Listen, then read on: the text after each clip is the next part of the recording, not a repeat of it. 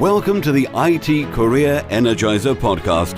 For anyone who wants to build and grow a career in IT, develop and improve your strengths and skills, be inspired and motivated by the successes of others, manage your career progression, and achieve your IT career goals. And now, your host, Phil Burgess.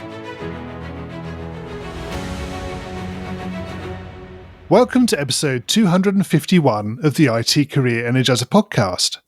My guest on today's show currently manages and leads the technical operations team at MIT Open Learning, where he designs and builds cloud infrastructure to power online access to education for the global MIT community. He also owns and operates Boundless Notions, where he offers design, review, and implementation advice on data infrastructure and cloud automation. And he's the host of the weekly Python podcast. So welcome to the IT Career Energizer podcast, Tobias Macey. Thank you for having me. And I'll also add on to that I also run the data engineering podcast weekly. So for people who are looking for information about that space, feel free to tune in there. So thank you very much for having me on the podcast. It's a pleasure to be here, and I look forward to our conversation. Indeed. You're more than welcome. We'll make sure those links are available in the show notes as well, so people can definitely check out those two podcasts. So, Tobias, I really wanted to understand a little bit about your role with MIT and how that came about. Absolutely. So, I run the technical operations team for Open Learning, which is a department within MIT that focuses on the digital tools that are used both inside the MIT campus as well as to provide opportunities to the global community. So, one that most people are probably going to be familiar with is Open Courseware, which has been around on the order of 15 or 18 years. So that's a site where learning materials, lecture notes, things like that are publicly available, Creative Commons licensed for anybody to be able to use for their own purposes. I was going to say, so that's accessible to anybody, is it? Absolutely, yeah. It's free to anybody, and because it's Creative Commons licensed, if you run a classroom, you can use that for your own teaching purposes, or you can remix it into different educational resources. So it's been pretty valuable to a lot of people around the world, and we've had people contact us to say that it helped catalyze their own careers in various different industries. Great. I mean, that's a fantastic thing to hear. Yeah. Some of the other things that we build there are we run an installation of the Open edXplatform for students on campus. We also work with edX.org to offer a credential called a MicroMaster, which serves as, it's a MIT issued credential, and it essentially serves as the first half of a master's program. So you take the classes online at your own pace at a significantly reduced cost to what you would be paying if you were actually on campus. And then if you succeed in the final exam, you have the option of leveraging that to apply to the full master's program at either MIT or some of our partner institutions. And so there are just a lot of different initiatives across the department focused on that. And so my job there is to make sure that all the servers are working, that the engineers have what they need, that we're providing the different data infrastructure that's necessary across the department. So just making sure that all those digital tools are up and available and operating appropriately. Right. Okay. And how did you actually manage to get into that role? I was just lucky. I ended up, so I was working remotely for a different company at the time, and through a shared friend of the hiring manager and myself, he had sent an invitation to connect between myself and my boss, I think maybe 1 or 2 years prior to our ever actually speaking, because I was doing some freelance work at the time, and he suggested that my now boss might have some work that needed doing, and we never actually ended up connecting at that point. But when he was looking for somebody to fill the role that I currently have, he ended up reaching out to me at exactly the opportune time where I was looking for a new career. So it was just a luck of networking and knowing the right people at the right time that put me in the job where I am now. Indeed. So I think that obviously sort of illustrates the power of networking and what it can actually do, and in terms of the way it can help your career. Yeah, it's definitely one of those force multipliers where you don't necessarily know where anything's going to lead, but it's always worth having a conversation and being pleasant and polite to people, and because you never know when they might come back to be able to help you out. Exactly. Yes, that's a very good point. So, Tobias, can you share with us a career tip, one that the audience may not be aware of and perhaps should be?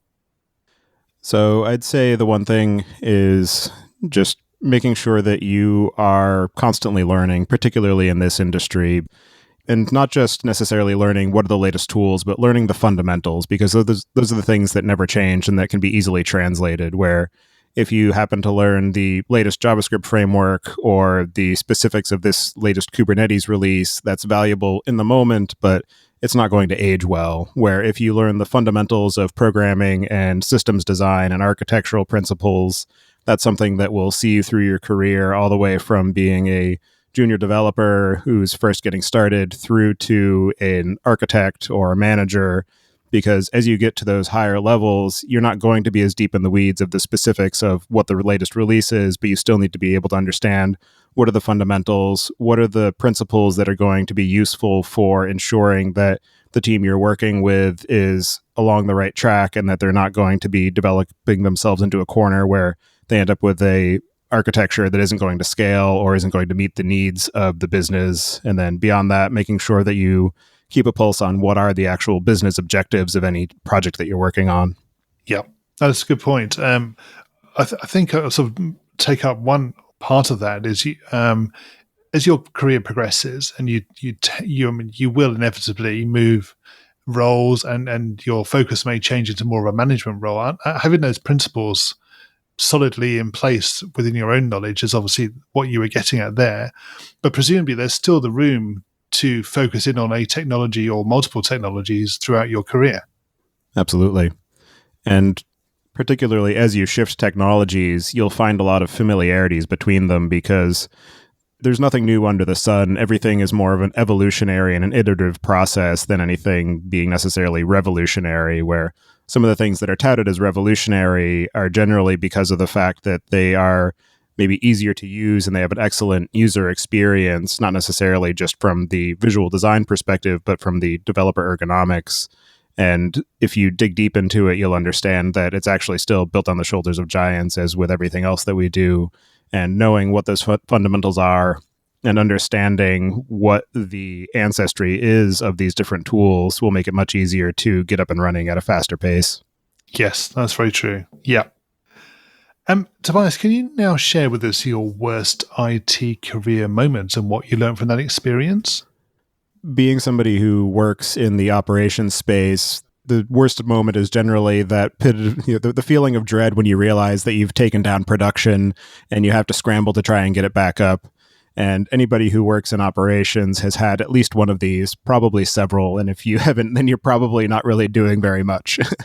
One of the first ones that I had was, fortunately, the system was still fairly early days. It wasn't in active use for the most part, but I was trying to copy a Postgres database to my local machine so that I could then replicate that data into our QA environment.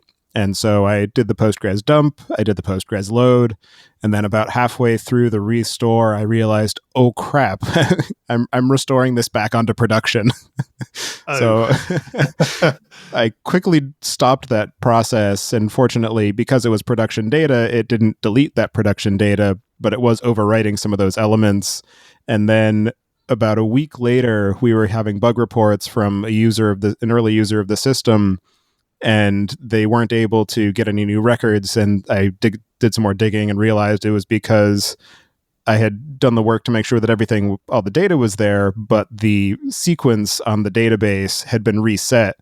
And so some of the primary key IDs were higher than the highest sequence value. So it wasn't able to create new sequence values. And so I had to very quickly reset that sequence counter so that we could get new records into the database. But just be very careful about your commands, double check, make sure that you have strong guardrails to prevent yourself from making foolish mistakes like that. And if you do make a foolish mistake like that, do your due diligence and check everything. Yeah, absolutely. I think that obviously the other point you made was the speed of response as well. So when those things are identified, it's how you respond to them as well. Absolutely. Yeah, it's okay to have a moment of panic, but don't let it control your reactions, because panicking isn't going to get you anywhere. Worrying isn't going to solve anything. All you can do is accept the fact that a mistake was made and do what's necessary to resolve it. Regardless of whether it was your fault or somebody else's fault, just make sure that things get done. Make sure that you can do whatever you can to make the customer happy. Very well put, yes. So moving away from your worst moment, can you tell us about your career highlight to date? I'd say probably it's being able to be in a position where I can have the privilege and the experience of running these podcasts and having the opportunity to talk to so many interesting and intelligent and creative people who are driving the industry forward and using all the different tools that I rely on day to day, and having that as an opportunity to ask the interesting questions and learn more about what's out there and help my audience progress in their careers as a result. Indeed. Yeah. I mean, I feel very, very similar in the way this podcast goes as well. So we get a broad range of guests like yourself, and it's a fantastic thing to do because of what you learn from it yourself. Absolutely. Yeah. So to give a bit of backstory, the reason I actually even got into podcasting was I had been listening to podcasts for a while. I was a fan of different technical shows, and Python was my language of choice and still is. And so I had listened to all the different back episodes of the different podcasts people had produced on the Python language and its community, but there weren't any new ones being produced. And so I kept waiting and waiting for somebody else to start one up so I could listen to it. And after, I think, probably on the order of about 2 years of waiting, I finally gave up and said, okay, fine.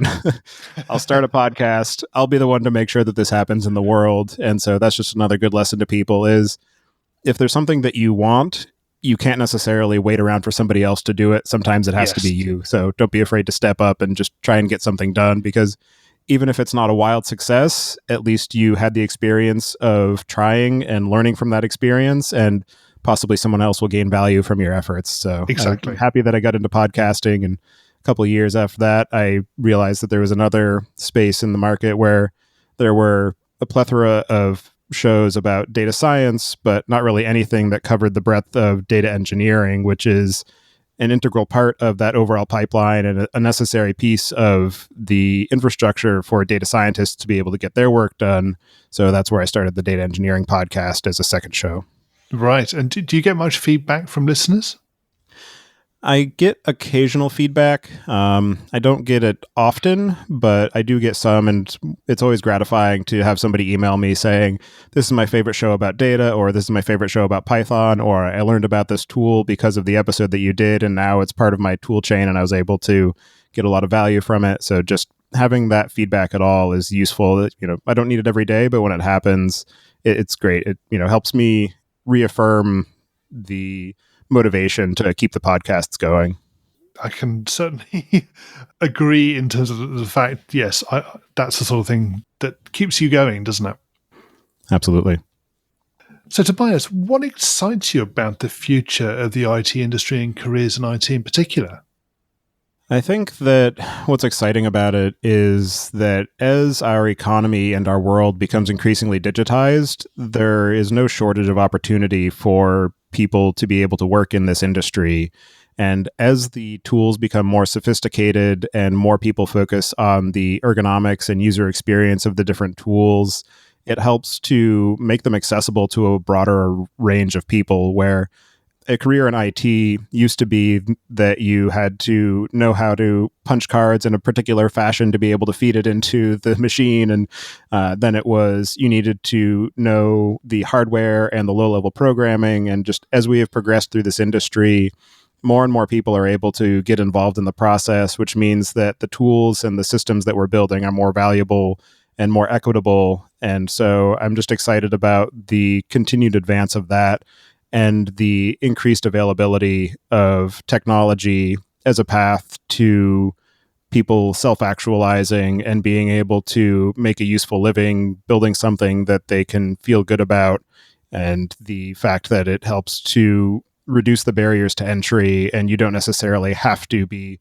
located in a specific area to be able to take advantage of those opportunities. So just excited for that increased growth in the utility and usability and viability of technology as a career, and the decentralization of the opportunity. Sure. I mean, are there any technologies that particularly interest you? Obviously, Python is obviously a passion for you, but are there anything else or any other areas that are potentially going to interest you in the coming months and years?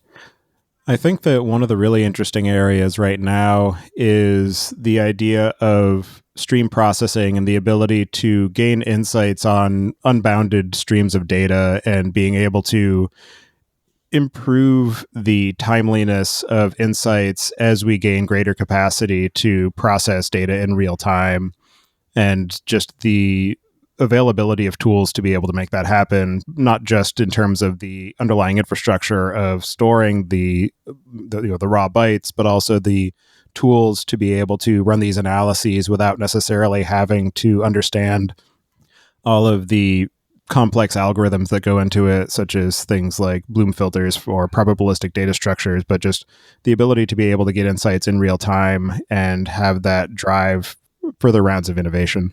Yeah. Okay. We're going to go into the reveal round now. We're going to find out a little bit more about you and the way you think. Are you ready for this? Absolutely.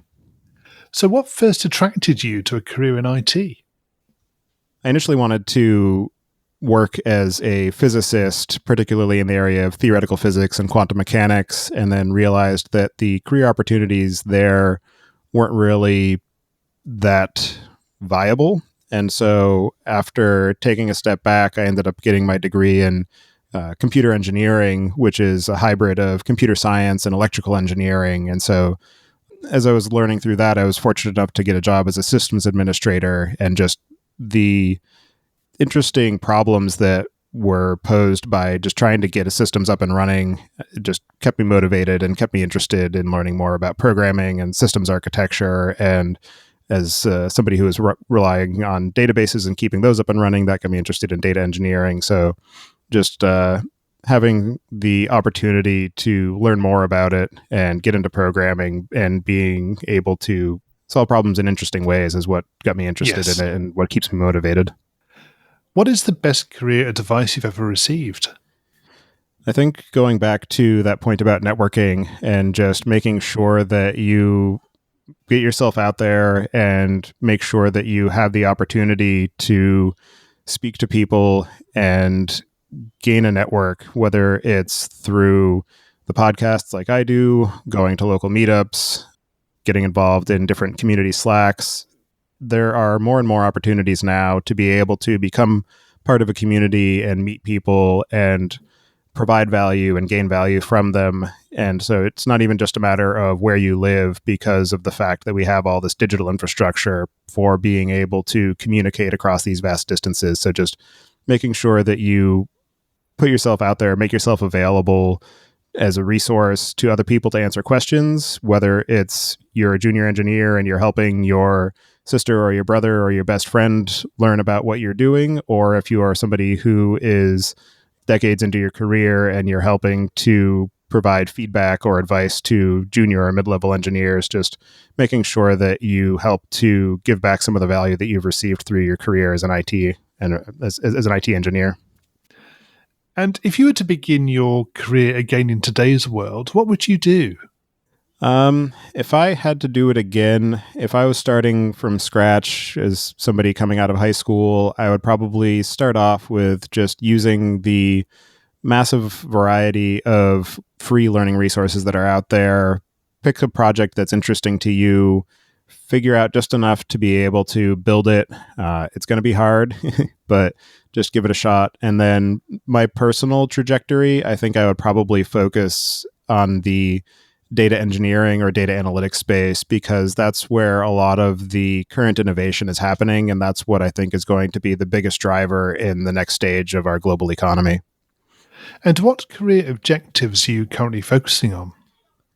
So right now I'm focusing on keeping my current job at MIT going, focusing on building out a viable data platform to help with that engine of innovation within the department to make sure that we have information that's useful and clean and available for analytics. I'm focusing on keeping the podcasts going and making sure that they are useful and interesting to people around the world to be able to learn from and improve their own careers in IT. and also just continuing to make myself available to help people learn about what's going on in the industry, whether that's through the podcasts, through my work as a manager, or through my consulting of providing systems design and architecture advice and road mapping, and helping people understand what are the tools and systems that are available for solving the problems that they're facing. What's the number one non-technical skill that has helped you in your career so far? I think the most useful skill has been self-directed learning, and a close second is knowing what questions to ask and how. I think one of the most valuable skills from an interpersonal perspective is knowing how to ask open-ended questions, because you never know where they're going to lead. So if you haven't ever explored this area, just very quickly, a closed-ended question is something that can be answered with a simple yes or no, or, a single sentence. So making sure that you rephrase them so that the person has to answer in a more long-winded fashion and gives them the opportunity to give you information that you didn't know that you didn't know. And what do you do to keep your own career energized? Really, it's a matter of just keeping an eye on what's happening in the industry so that I can stay on top of interesting trends for the podcasts, as well as ways that I can use the different developments and innovations in my own work as an engineer. So just the interplay of working in the engineering space and then having podcasts that explore the areas that I don't get to have my hands in on a day-to-day basis. And I like this question in particular. So what do you do in your spare time away from technology? I like to hang out with my family. My kids are getting older now, so I'm able to play a lot more board games with them. So recently started a Dungeons and Dragons campaign with them. With being stuck at home with the coronavirus, picked up a few more board games. So tried out a game called One Deck Dungeon that's been fun. Beyond that, I grew up as a carpenter. It's what my dad does. And so I do all of the renovations on my house. So just different house projects and working with my wife in the garden. So just trying to keep busy with the family, go for hikes, bike rides. Yep. And in the little bits of free time I have outside of that, I like to read some science fiction or fantasy books. Tobias, can you share a parting piece of career advice with the IT Career Energizer audience? The piece of advice I would like to leave everybody with is just stay curious, stay interested. No matter how challenging or difficult a particular problem might look like, there is a way around it, or there is a way through it. So just treat it as a puzzle and keep at it. And finally, what's the best way we can find out more about you and connect with you?